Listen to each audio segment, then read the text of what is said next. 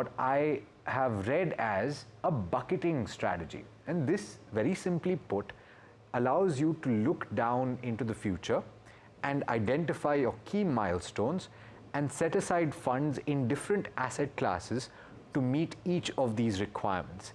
It's one of the predominantly spoken about strategies when people say that you need to know how to plan your finances. Joining me to talk about whether you should employ this strategy is Santosh Joseph, the founder of Germinate Investor Services. Santosh, thanks so much for taking the time. As always, a pleasure speaking with you. What do you think about the bucketing strategy? Hi Alex, good afternoon. And it's a great strategy for most investors. And I say for most investors because all of us could benefit from it. Now, I think you explained it well. Bucketing is actually compartmentalizing or kind of zoning your investment needs. You take your investment needs and you kind of bucket it based on time, risk, and return expectation over a period of time. Now, the minute an investor starts looking at his investment from a bucketing perspective, there is an absolute sense of clarity and a time factor that builds into an investment so that it gives him a very clear perspective about what the investment is going to do, the needs it's going to meet, and the purpose for which you initially began setting out to make an investment. So it is a way of helping investor manage his money and investments well so that the objective of investment is well arrived at when the outcomes are matched.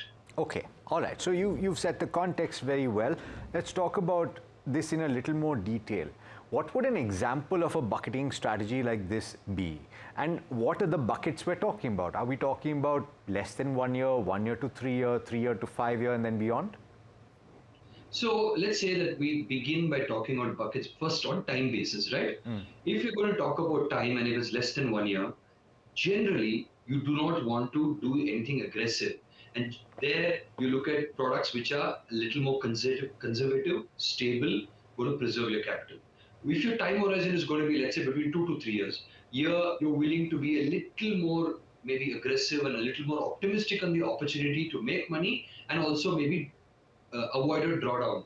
The 5 year plus category, this is where you tend to be a little more optimistic and aggressive both at the same time, and therefore build portfolio and products and investments in such a way that you can optimize based on time, the risk it involves, and the return that you could expect. Typically, when someone says, I have money and this is for 1 year, now, you know, in 1 year, equities is not the asset class, maybe even hybrid is not the asset class. You'll go for predominantly fixed income or maybe money market and liquid funds because in that 1 year period, when you want the money out, you ensure that the money is going to be easy to take out and also you have some returns that you've made in a 1 year period. So bucketing and even the time-based bucketing is essentially to, you begin by developing a sense of confidence, peace of mind, and return expectation even before the money is invested by bucketing. Okay. I have a follow-up on that 1 year investment, and I'll come to that in just a bit. But is time the only way to bucket, or do you have other ways in which you can use a bucketing strategy?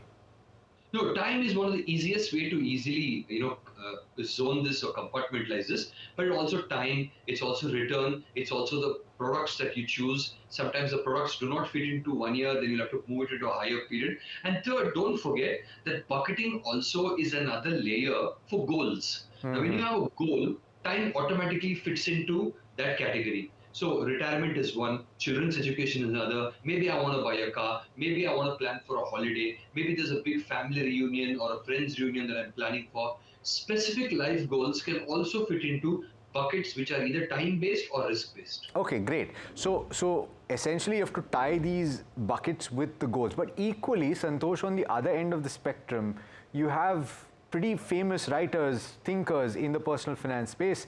Somebody like a Morgan Housel, who's written in his book Psychology of Money that he doesn't think that people should bother too much about having individual goals that they write down. They should have a long-term strategy for building wealth, and they should save as much as they can because you don't know what's going to happen at the end of the week.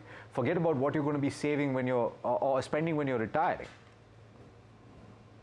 So it's a fair view. We can't debate that. But we also have to understand for many of us to get started off, we need a bucketing strategy. Now, we can't expect all investors to come with that kind of a broad view saying that I don't know what my future is going to be, I don't know how the markets are going to perform, so I'm just going to put into a general investment fund and let my money grow as much as it can grow, and then I will help myself whenever I need when goals and time comes. For most people, money is an emotion and there are timelines and the goals that they want to meet. Therefore, if you notice that even in India today, because we lack bucketing, significant amount of money gets into hard assets like real estate and bank deposits because they themselves do not know when and how they need the money. But the bucketing helps them plan for the today, the tomorrow, and the day after tomorrow. And yes, Morgan Housel was right, and maybe the other great thinker says you should save as much as you can, invest as much as you can, and stay for as long as you can, is a great macro vision. But from a micro perspective that keeps you motivated and keep the journey, you need bucketing and goals to help you stay the course. Okay, okay, that's a good argument to make. Are there drawbacks to this bucketing strategy? Can it go wrong in some form? See, generally, bucketing strategy is evolutionary. Today, you make a plan for 1 year, and after 1 year, you will realize, oh, I don't need this funds, or I got another set of funds to manage for this. Then you plan for 5 years, and then you realize at that time maybe markets are not too good, or the need for your funds have changed.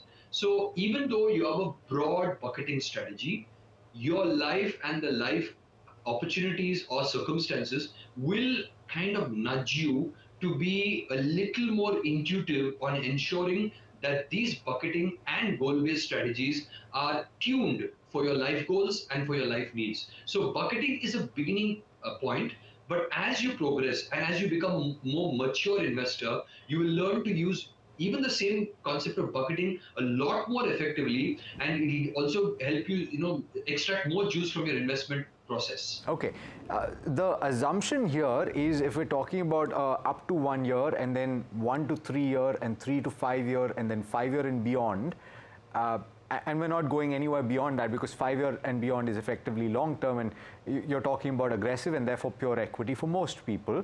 But would you say that this lends itself to over complications? Can you make it very, very simple? Like, for example, in the follow-up question that I had to your up to 1 year bucket is, can you use arbitrage funds here? And so therefore, so that question, along with the fact that can you maybe use an index strategy or 2 or 3 schemes at the most in your very long-term fund or plan or bucket beyond 5 years? Absolutely the right thought process, Alex. So once you've got the time-based bucketing done, then you have the luxury to use the product. Now, when we talk about less than 1 year, you got liquid fund, you got money management, money market funds, you got an arbitrage fund. Now, even if you have around the 1 year, you have the income and arbitrage category, which can help you meet the same sub 12 month or maybe 12 month-ish return perspective. Now, similarly, when you go for 3 years, can you break up between equity and fixed income separately, or do you jump into a hybrid, or do you jump into a hybrid with a multi-asset strategy?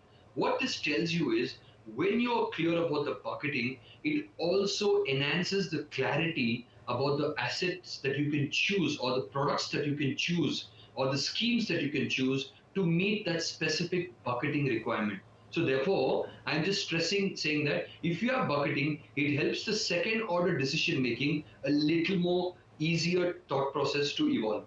Yeah, and if you envision this, I think just to close out this conversation and to draw the conclusion, if you envision this in terms of the size of the bucket that you need to fill, then you will know how much money to put on an ongoing basis into each of these buckets by extrapolating also what your expectation of return is. So if you're talking about your 5 year and beyond, ultimately you're talking about equity linked returns, which should be a little above the nominal GDP, which is anywhere between 10 to 12%, but you can go a little higher if you are more aggressive in your equity strategy.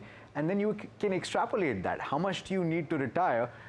Don't let the inflation calculators worry you too much, because you will get there eventually. But ultimately think about this, envision this, maybe put pen to paper and put your goals down while you're at it. Santosh, thanks so much for taking the time. And I think this was an interesting concept to discuss.